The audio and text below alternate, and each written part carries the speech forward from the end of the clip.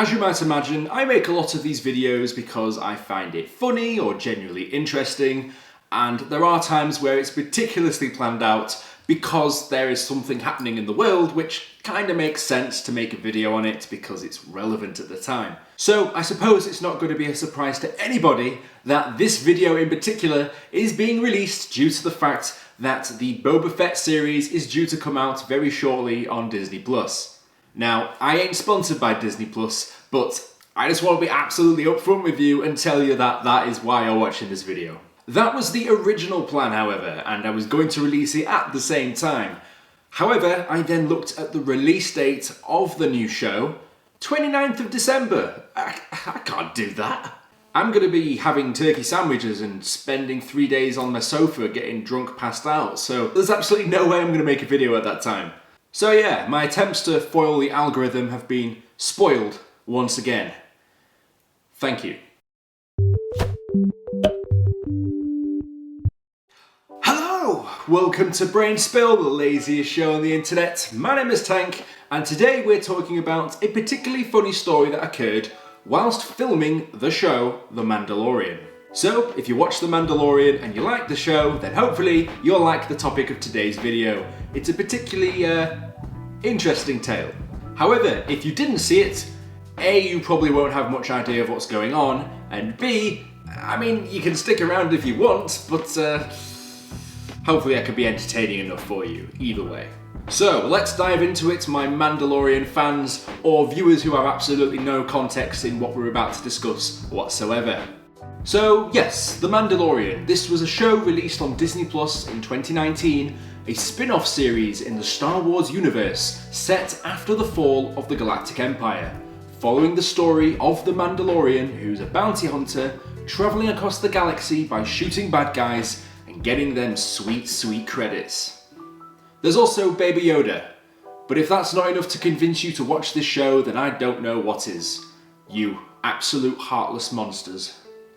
Upon release, the show received generally very positive feedback, and was even nominated and won many Primetime Emmy Awards, including other television awards it was nominated for too. This includes the actor who plays the Mandalorian, the lead role in the series, Pedro Pascal, who was nominated for his acting in the role. So why do I mention this? Well, Pedro Pascal reveals in another Disney Plus show, Disney Gallery The Mandalorian, a story in which he suffers an injury. In such a remarkably silly way, and the aftermath is just pretty funny. Guys, I swear down I'm not sponsored by Disney Plus. This just happens to be the source material, so I need to let you know that. I would highly recommend not getting a subscription based on what I say. Let's just hope and pray that some of the videos put against this are for Disney Plus, because I'm pretty sure Disney will pay pretty good on the ad revenue. Because if I'm going to get a cut of Disney's profits anywhere, that's how I'm going to do it. Anyway, for the story we're talking about today, we have to go back to when the filming for the show was going on.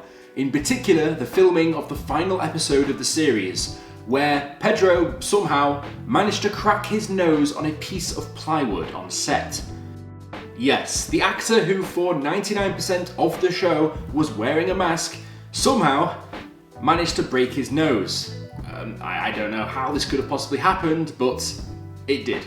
He would explain that after getting his makeup done and pretty much in full costume, was not looking where he went and basically just walked into a large plank of wood. This sounds like something off a comedy skit, but this is how he says it went. Oh yeah, I should probably mention that if you haven't seen the show, spoilers, but I guess it's a little bit too late now, but yeah, for most of the show he's wearing a helmet. But in the last episode he does remove it, and on it as well, with much of the makeup he has, is various cuts, bruises, marks, mud, everything to make him look a little bit more messed up than someone normally would do. This is a big old fight scene after all. I would absolutely love to show you a scene of what's happening at this point, but yeah, if I want a cut of any of those Disney revenues, I can't show it you because I will get instantly copyright striked. So just imagine a scene where the Mandalorian is sat taking cover behind some stuff and a bunch of stormtroopers are shooting at him. Yeah, he's in a little bit of a sticky situation right now. So am I if I decided to show the scene, because Disney would be on my ass quicker than you could say Disney+. As a result of cracking his nose, Pedro Pascal had to go to the hospital to go get checked out and make sure that he was okay. But at the time he turned up to the hospital, the staff were pretty concerned by the sight of him as he walked into the ER. The best part about it was this: he was made up. It was the scene after the explosions and he was bleeding out of his ears, and so he was covered with blood. So he goes to the emergency room. They're like, let him in. Yeah, as you can imagine, if you see somebody looking like that, you're going to want to make sure that you're getting them into the ER pretty quickly. That's more important than Glennis over there, who decided to stub her toe for the 6th time this year. When he arrived, he needed 7 stitches in his nose, which in the grand scheme of things isn't that much. But it's just funny how you can walk into a hospital with fake makeup injuries only for the staff to not actually know the difference and genuinely think that you'd be that hurt. I would also have loved to have been a fly on the wall listening to the conversation of him explaining why only some of the injuries he has are actually injuries and some are not real.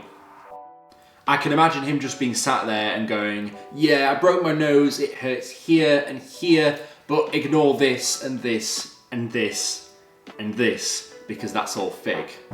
If I was the doctor at the time, I would think, are you pulling my goddamn leg?